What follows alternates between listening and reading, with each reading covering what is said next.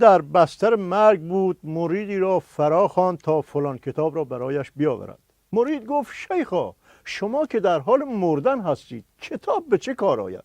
شیخ پاسخ داد فلان چیز در کتاب است که نمیدانم، بدانم و بمیرم بهتر است یا ندانم و بمیرم. مرید گفت مگر خدا به شما علم لایتناهی نداده است؟ چند لحظه سکوت برقرار شد. شیخ گفت مشنگ تنبل، اگه حال نداری بلند چی کتابو بیاری دیگه حرف مفت نزن. از درایت شیخ یاران میخواستند نعره ها زده و جامه ها بدرند، ولی شیخ تهدید کرد که اگر کسی جیکش در بیاید با پشت دست محکم میزنه تو دهنش. تو خجالت نمیکشی دست نظامو با پشت دست رو میکنی؟ خب دیگه هر بسیجی هم فهمید که تو داری میگی ما که به اندازه شاه هم نمیتونیم مانور کنیم که یه رئیس ساواکی زندانی کرد، یه نخست وزیری برکنار کرد و اینا، تازه آخرش هم سرنگون شد، لازم نکرده جست بگیریم که رئیس بانک مرکزی برکنار میکنیم. 3 هفته مونده به پایان دورش، روغن ریخته نظر امامزاده. تازه حاجی روحانی همینم بسش نبود، کلی آمد ازش تعریف کرد که یهو کسی این وسط هوا برش نداره. بگذاریم آیه دکتر، دلار 12,000 تومان هم رد کرد. تو حتما باید این چیزا رو هم تو بوق کنی تو برنامه. مگه کسی نمیدونست؟ مگه مخفیانه رد کرده بود؟ الان بانک مرکزی میگه تقصیر دشمناست، اجایی هم که میگه تقصیر سودجوهاست که 18 تاشونو گرفتیم. آره این 18 تا خیلی نخاله بودن. تو حسابش رو بکن، یه اقتصادی داریم که بانک مرکزی و اسحاق جهانگیری 4200 تومانی و دولت و کل نظام کاریش نمیتونن بکنن.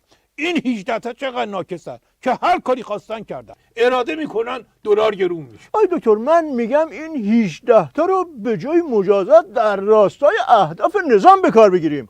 حالا که فوت و فنشو بلدن، بذاریم همین کارا رو با اقتصاد آمریکا بکنن، تومن گرون شه. حسابشو بکنین چی میشه؟ تو آمریکا 1 تومن بشه 12,000 دلار.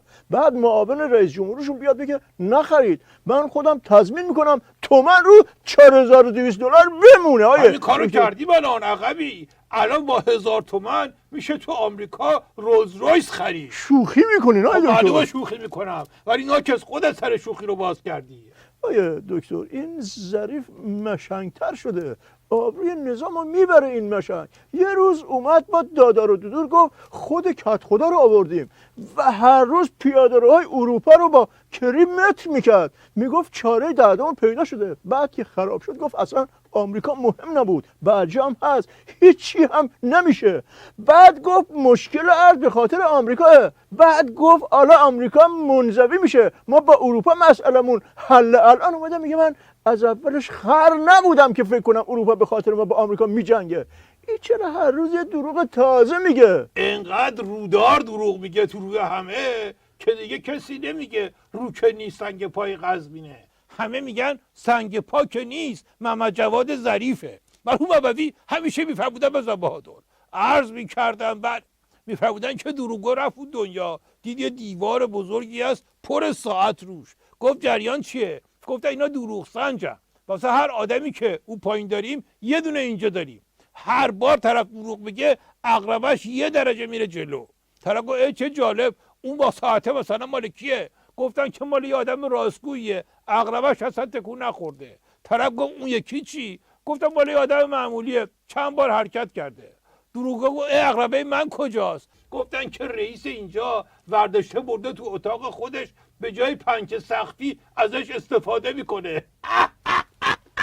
روشن شد یا برفرستمت پیش ظریف که دروغ گفتن یاد بگیر. آی دکتر، پس یه جواب محکمی به این مشنگ ظریف بدین که اینطوری به آبروی نظام بازی نکنه. همینقدر که من و تو گفتیم بسه، زیاد دیگه مطب خشخاش نذار، پیلم نکن میکشه به جای باریک. دکتر منظورتون اینه که کاراش با اوکه حاجی روحانی بوده؟ آبروی او هم میره؟ استراتژیکی فکر بکن، تحمل داشته باش، ولش کن اینجا وای نسا، برو دیگه، هی میکشه به جای باریکتر. باریکتر از روحانی؟ تعامل با اروپا برین مذاکره کنین ولی اقتصاد رو پشتش نگه ندارین. برین به آمریکا مذاکره کنیم، ولی قابل اعتماد نیست. اوه ای دکتر خیلی ممنونم که من هوشیار کردین که لو ندم، وگرنه FATF و اینا هم میگفتم که مقام عظما پشت پرده میگه برین امضا کنین، جلو پرده میزنه زیرش. تو که براش دیگه پشت پرده و جلو پرده نذاشتی با این بلند فکر کردنت. ولی من دوباره سربسته میگم وقتی تو دورایی گیر میکنی همینطوری میشی. مرحوم بابوی همیشه میفهمودن بزن بهادر، عرض میکردم بله، میفهمودن که به مشنگه گفتن چرا چای سبز میخوری؟ گفت آخه چربی سوزه. گفتن خب چرا باشه اینقدر شیر نمیخوری؟ گفت آخه تلخه. روشن شد یا برفستم شیرینی با چای سبز بخوری. آیه دکتر بنبست بدیه. پس چی؟ یه پیشنهاد، مقام عظما دست به قلم ببرن و یه نامه سوم به جوانان اروپایی بنویسن، جانسوز، که بهشون فشار بیارن که هوای ما رو داشته باشن. آیه دکتر آخه باید یه چیزی داشته باشیم که بعد اونا هوای ما رو داشته باشن، وگرنه عاشق چشمروی مجتبی مقام عظما که نیستن. مرحوم بابوی همیشه میفهمودن بزن بهادر، عرض میکردم بله، میفهمودن که طرف رفت آبربانک پول بگیره، دگمه دریافت و که زد عکس یه قبر اومد رو آبربانک، شاکی شد، رفت به رئیس بانک گفتش که این چه وضعیتیه اینجا، عکس قبر اومده به جای پول. رئیسه نگاهی کرد گفت منظورش اینه که وقتی پول تو حسابت نیست از سر قبر بابات بیارم بهت بدم. آی دکتر من میخواستم تو برنامه این هفته یک حرف مثبت امیدبخشی بزنم، ولی هرچی نگاه میکنم چیزی نمیبینم. از شما میخوام برای جلوگیری از ریزش بسیجی بدبخت یه نکته استراتژیکی بگین که یه جنبه های مثبت هم داشته باشه. اگه نکته استراتژیکی مثبت واسه نظام دیدی سلام منم بهش برسون، بگو خیلی وقته خیلی دلم برات تنگ شده، قربون برم تو کجای کاری، هر جا انگشت میذاری خود انگشتت هم میره تو گل گیر میکنه، سر هر کدومو که باز میکنی بدترش رو میشه. مرحوم بابوی همیشه میفهمودن بزن بهادر، عرض میکردن بله، میفهمودن که پلیسه جلو ماشینا رو گرفت، به راننده گفتش که چون از صبح اولین کسی هستی که کمربند ایمنی بستی 58,000 تومان جایزه به تعلق میگیره، حالا باش چه کار میکنی؟ راننده فکری کرد گفت خب باش میرم گواهینامه میگیرم. زنش اومد سریع جمع و جورش بکنه، گفت جناب سروان ولش کنیم، این وقتی مست میکنه پرت و پلا میگه. بچه اپوش گفت بابا نگفتم با ماشین دزدی قاچاق نکنیم؟ تا مادره اومد اینو ساکت بکنه یه صدایی از صندوق عقب گفت از مرز رد شدیم یا نه؟